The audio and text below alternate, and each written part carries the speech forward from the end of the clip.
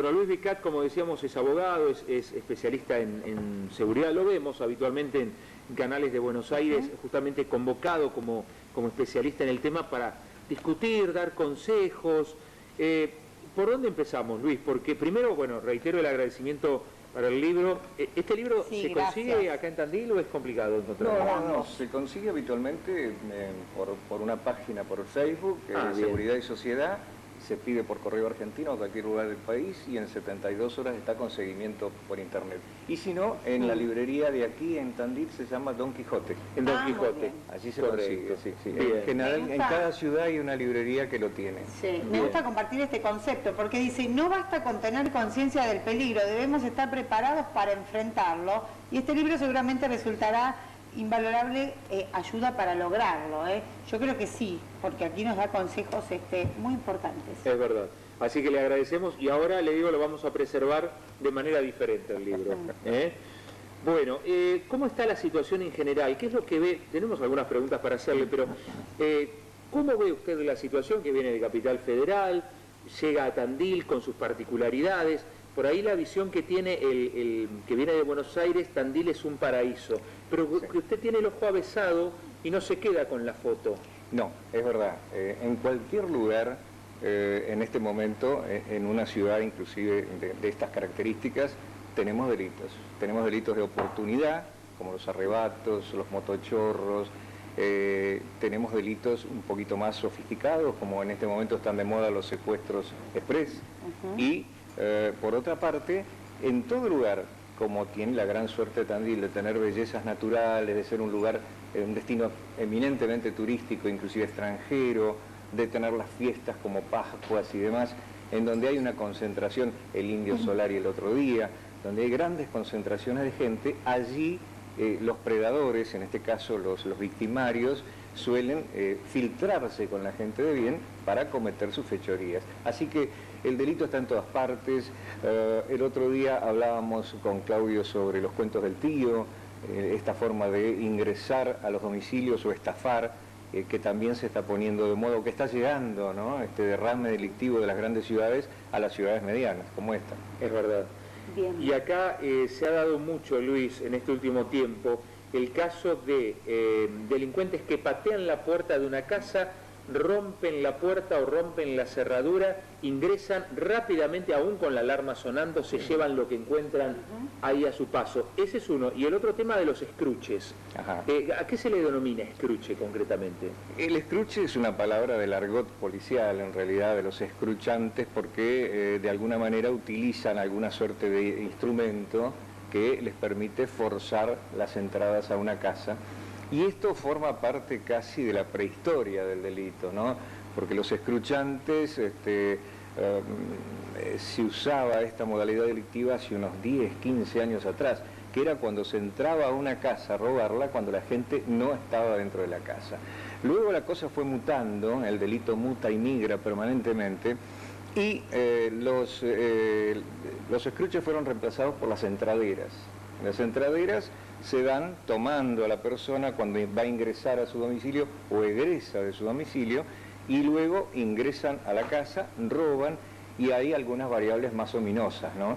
Cuando después se secuestra algún miembro de la familia. Y luego la tercera versión, la versión más violenta, es justamente lo que en Buenos Aires se denominan patachorros. ¿Por qué?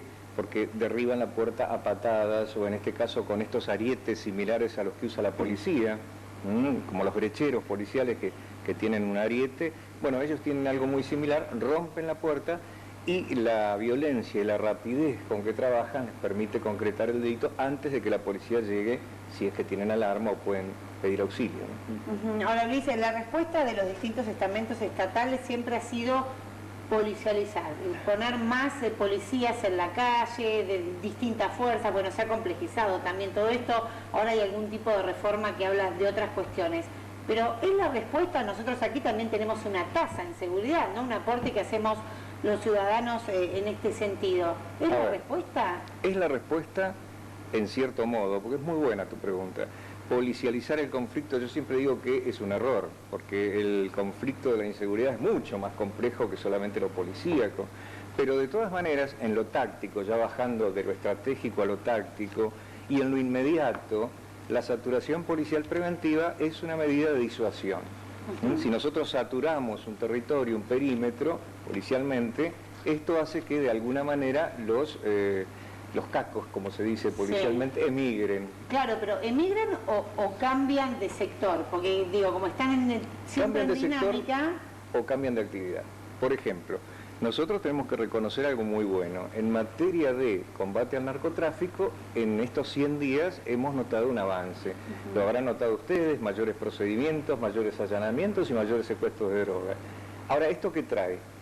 Trae que cierta gente que delinquía como pequeños dealers, como vapores o soldaditos del narcotráfico y demás, se queden sin trabajo porque desaparece el gran dealer.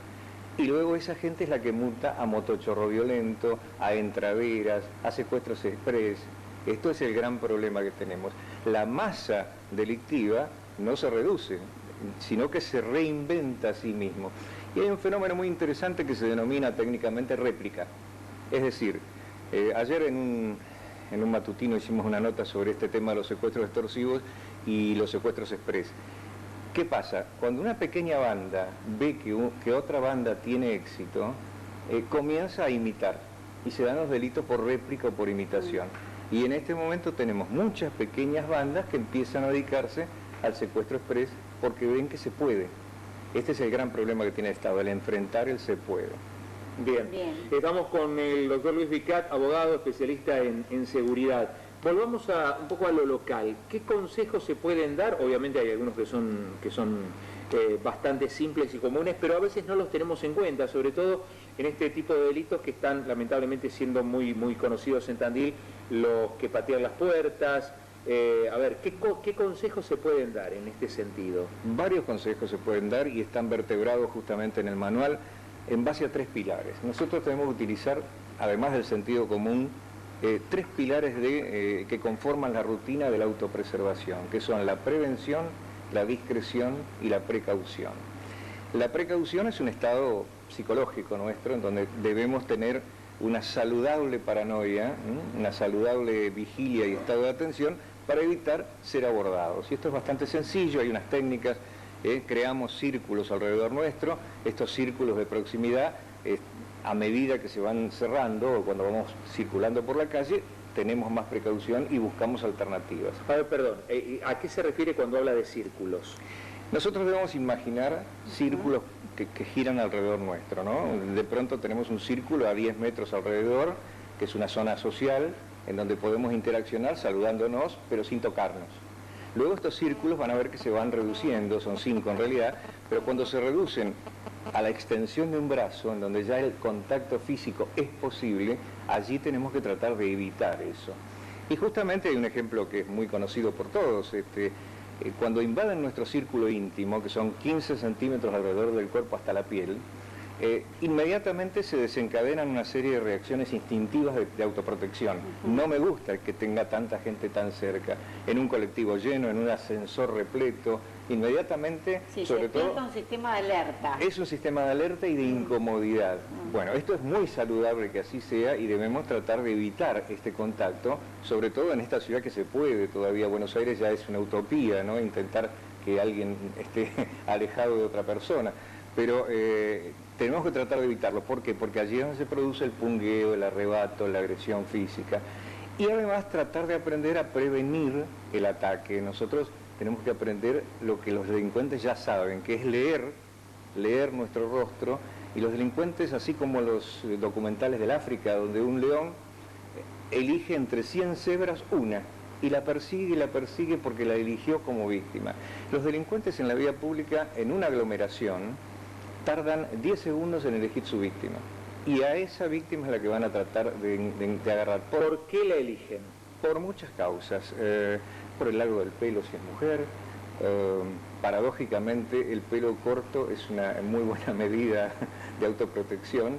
La mujer que utiliza el pelo corto denota cierta fortaleza de carácter porque se anima a transgredir las normas tradicionales que dicen que la mujer debe usar el pelo largo. Entonces, donde el delincuente percibe seguridad en el andar, alerta de su víctima, que está mirando, que va recorriendo, barriendo su alrededor, que va con paso firme, va a elegir otra víctima que no tenga el Más paso tan vulnerable, firme, que claro. vaya con los auriculares, hablando por teléfono, cosa que es absolutamente desaconsejable en la vía pública. Hay toda una rutina para hablar por teléfono en la vía pública, como hay rutinas para ir al bar, como hay rutinas para ir al templo de culto, en fin, a un montón de lugares, ¿no? Lo del teléfono, cuénteme lo del teléfono.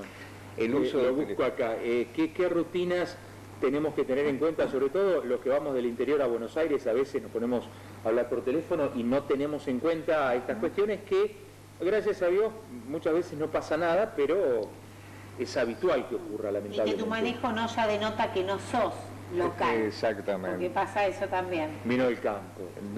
Es que eso... Vino del campo. Vino con una cartera así gigante, claro. Y hablando por teléfono alegremente en pleno microcentro, por Claro. ejemplo, abstraída en la conversación. No, la técnica para hablar por teléfono celular es, ante una llamada, buscar un lugar reparado, o entrar a un kiosco, o ponernos en el zaguán de algún edificio de departamentos, con la espalda hacia adentro y mirando hacia la calle, que la conversación sea lo más corta posible y, por otra parte, no perder la atención a lo que nos circunda.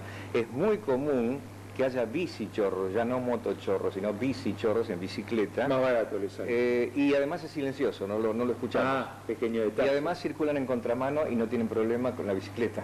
Correcto. Así que viene el cachetazo y nosotros nos quedamos con la mano sin el teléfono y allá vemos el hombre con la bicicleta que se aleja en contramano y no lo podemos ni siquiera perseguir. Entonces hay que tener muchísimo cuidado a la hora de manejarnos y sobre todo si tenemos un teléfono de alta gama. Se roban más o menos en Buenos Aires, en la ciudad de Buenos Aires estarán robando unos 20 celulares por hora en todo el ejido de la ciudad. Así que imagínense por día y por mes. 20 celulares por hora, es increíble. Sí, solamente en la zona de macro y microcentro, ¿eh? Y esto inmediatamente se reconvierten en cuevas, que están en lugares muy, que hasta se publicitan con panfletos.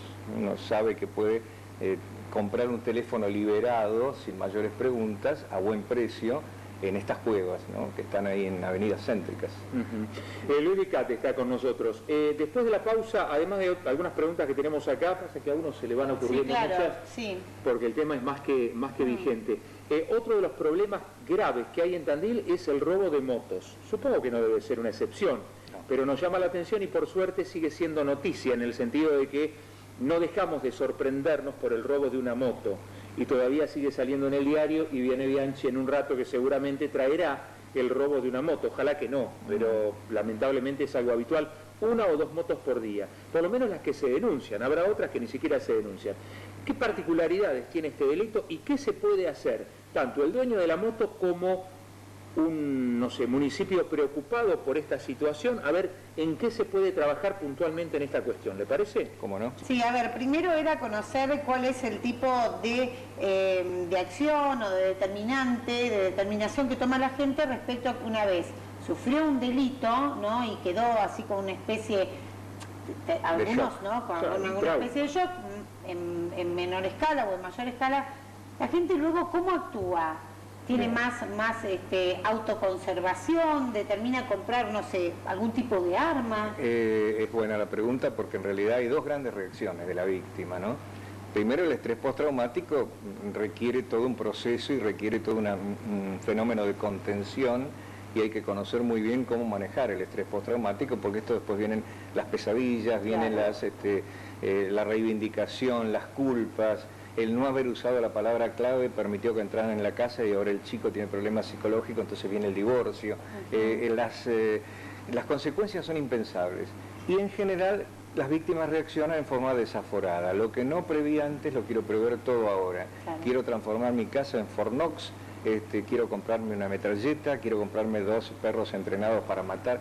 Y esto es excesivo y muchas veces opera en contra. Contraproducente, Es claro. contraproducente. Por ejemplo, el hecho de tener un arma. El hecho ¿Es contraproducente tener un arma? tener un arma es contraproducente. ¿Por qué? Porque si no estamos dispuestos a usarla, en general la gente de bien no está dispuesta a matar al prójimo, Claro. aún sea un victimario. Entonces, ¿qué sucede?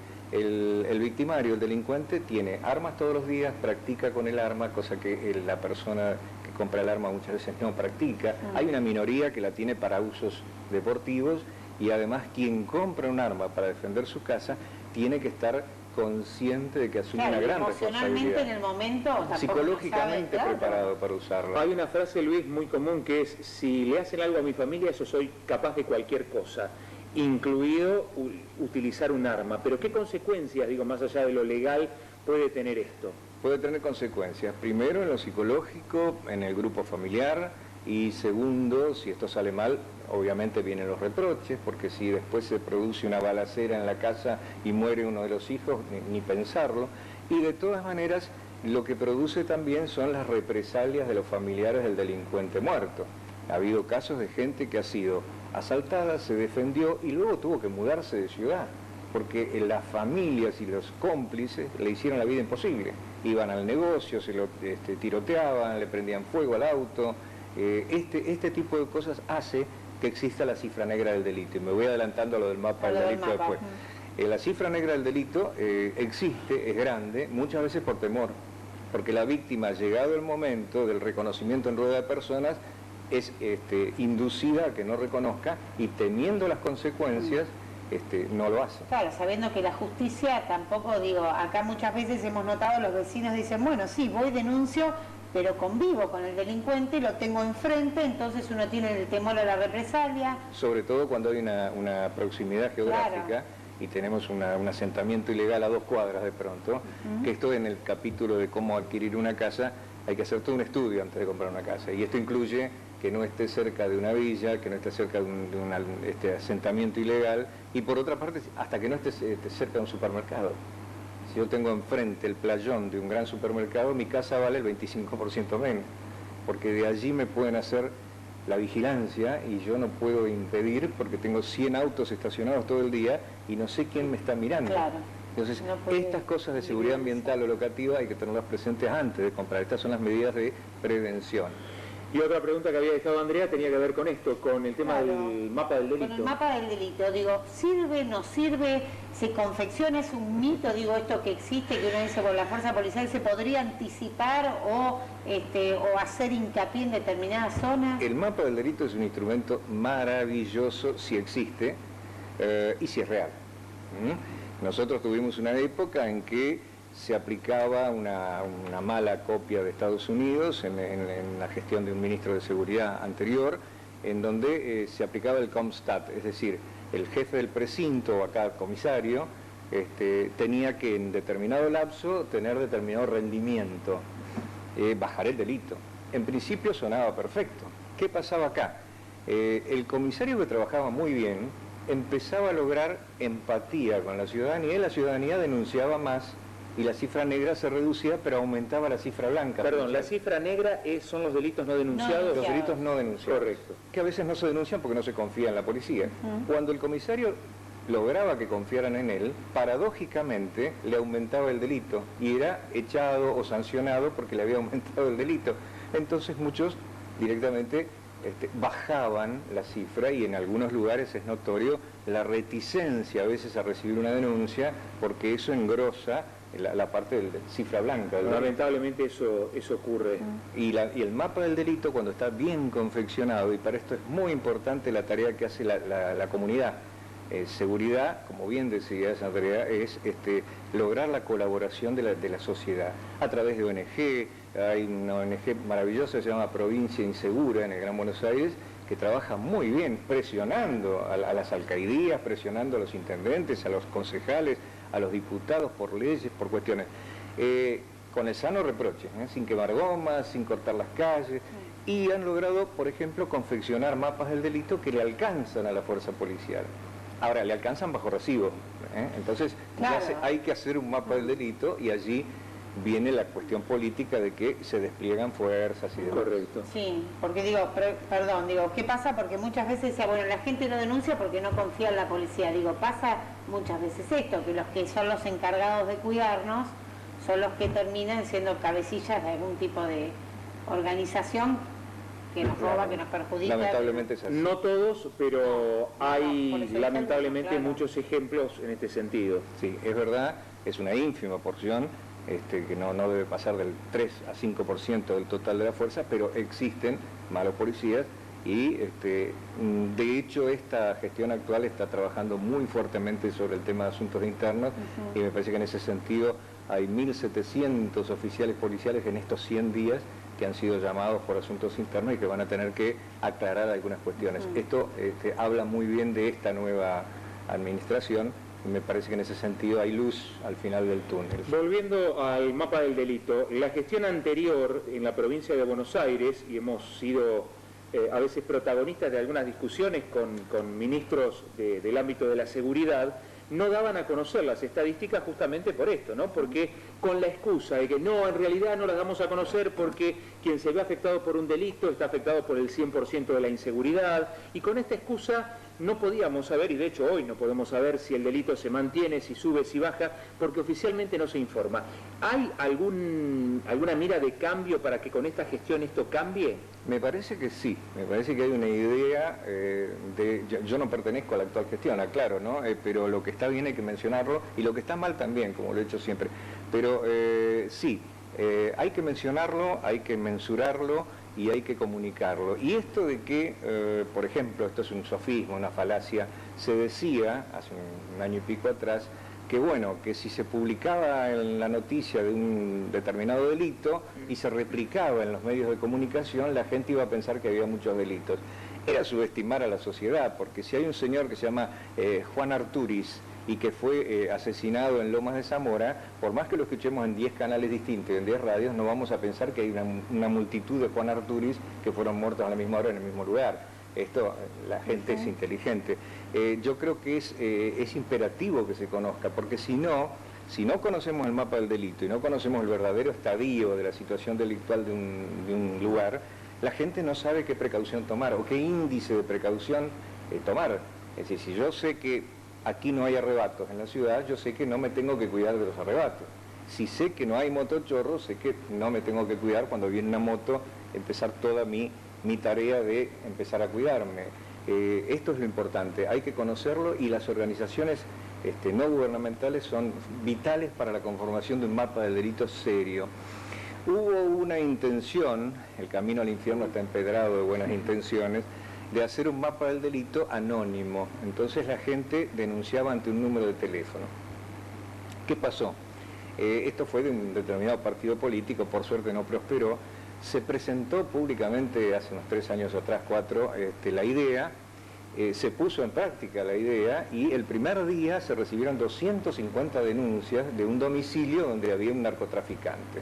Ese domicilio era del político que había sacado el mapa del delito.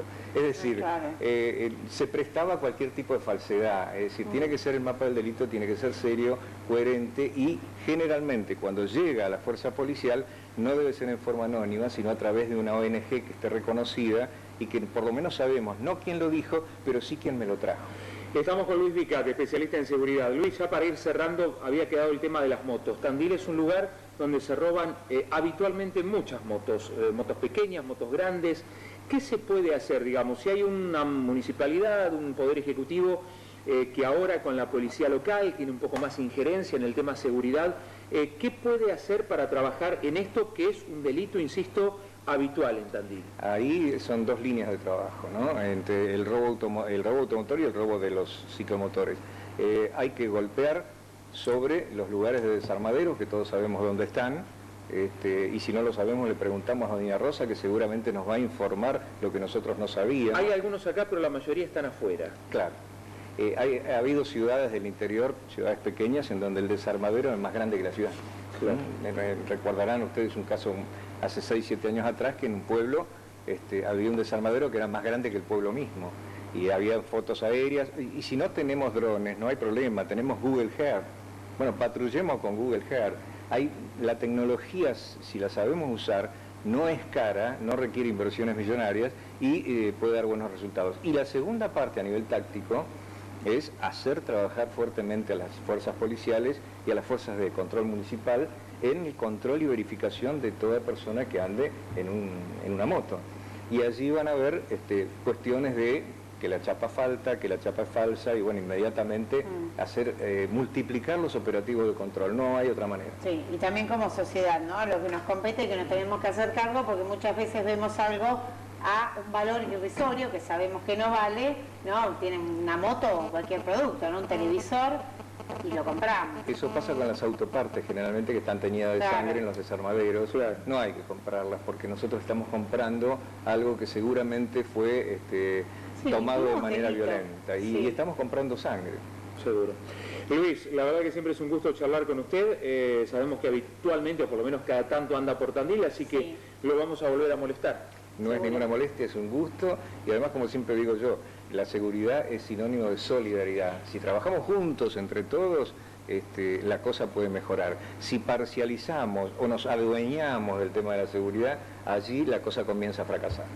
Gracias, Luis. Gracias, Luciana Zámbolo también, que nos ha acompañado. Andrea, nos encontramos en un ratito. ¿Cómo no? En un ratito, 9:30. Ya viene Rodolfo Bianchi. Hacemos la pausa en Tandil Despierta.